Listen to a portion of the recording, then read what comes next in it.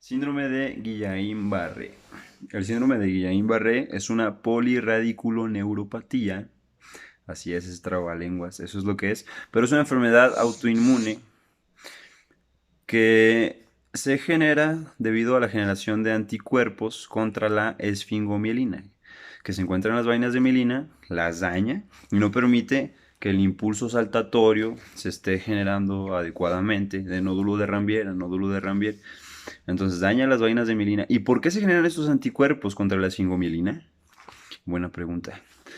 Cuando una persona se infecta principalmente con la bacteria Campylobacter jejuni, que se encuentra en algunos alimentos, cuando tú vas a los tacos, por ejemplo, alguien que no se lavó bien las manos o la carne no está bien descontaminada, llega la bacteria a tu cuerpo, Campylobacter jejuni, en su configuración de la bacteria tiene ciertas zonas que tienen mucha similitud u homología con las bandas de esfingomielina. Entonces, ¿qué pasa? Nuestro sistema inmunitario reconoce esa zona de Campylobacter jejuni y ataca a Campylobacter jejuni. Pero como se parece mucho esa zona a las vainas de mielina, específicamente a la esfingomielina, también ataca a las vainas de mielina, generando que se dañen y por eso se llama polirradiculoneuropatía. Daña los nervios, daña las vainas de mielina y no permite que se generen estos impulsos. ¿Cuál es la sintomatología del síndrome de Guillain-Barré? La sintomatología es una arreflexia o hiporreflexia. Eso quiere decir que hay pocos reflejos al momento de tú explorar a un paciente, sobre todo en extremidades inferiores. Hay parálisis ascendente. Esto quiere decir que de abajo hacia arriba se va generando la parálisis. Principalmente eso. Y hay parestesias también. ¿Sale? Entre las causas del síndrome de Guillain-Barré, como ya mencioné, la más común es Campylobacter jejuni, pero se ha asociado con un sinfín de otras bacterias. Antes se asociaba, bueno, todavía, a la vacuna de la influenza, ¿sale? Te vacunabas, también tu sistema inmune reconocía al virus o al virus atenuado de la vacuna, pero también tenía similitud con la esfingomielina, lo atacaba y generaba esta desmielinización.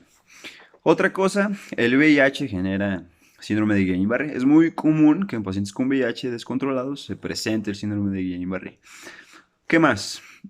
También el virus del Zika está relacionado con el síndrome de Guillain-Barré, el virus de Epstein-Barr también, entre otros, ¿sale? El Mycoplasma pneumoniae también se ha asociado un poco, pero ya dijimos un poquito de la clínica y ahora tenemos que hablar de los subtipos de síndrome de Guillain-Barré.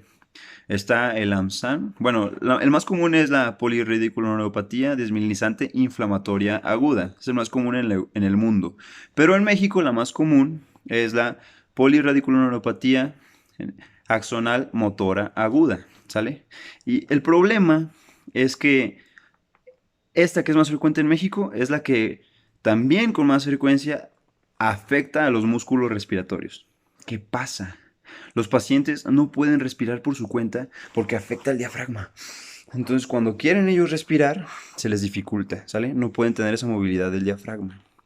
También tenemos otras, que es la polirradiculoneuropatía axonal sensitivo motora aguda y una variante cervicofaringia.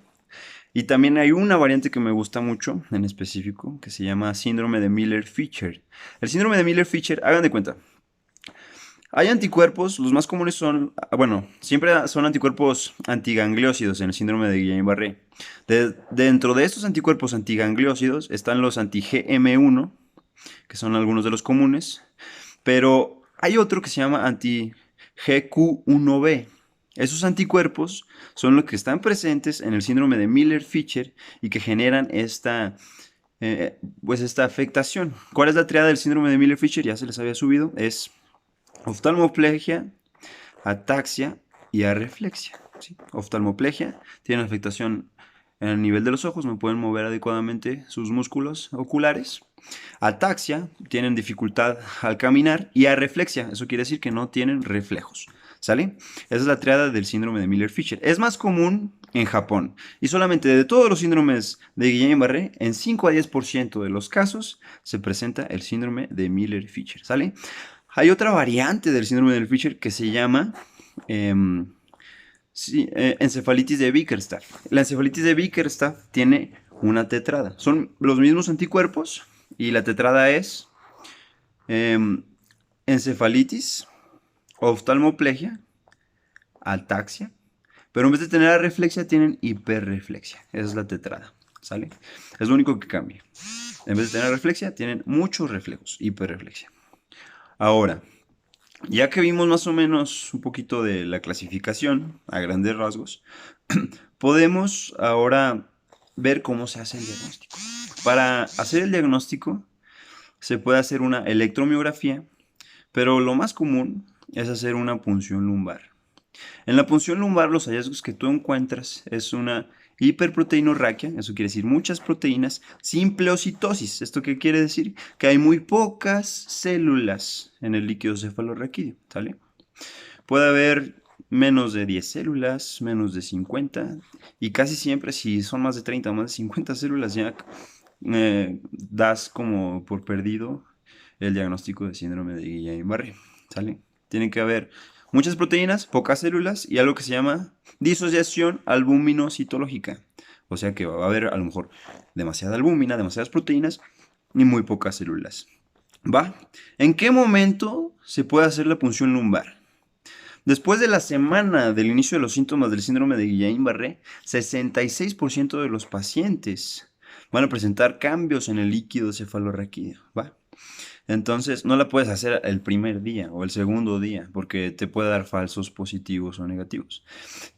Aparte, en pacientes que tienen VIH y síndrome de Guillain-Barré, los cambios en el líquido cefalorraquídeo se tardan más en generarse o inclusive a veces ni se generan, ¿va? Bien, entonces, ya que haces el diagnóstico, tú tienes que llegar a un tratamiento. Y el tratamiento se hace con plasmaféresis o con inmunoglobulina intravenosa. Ese es el tratamiento. Una de las dos solamente, o plasmaféresis o inmunoglobulina. Casi siempre se usa inmunoglobulina de preferencia.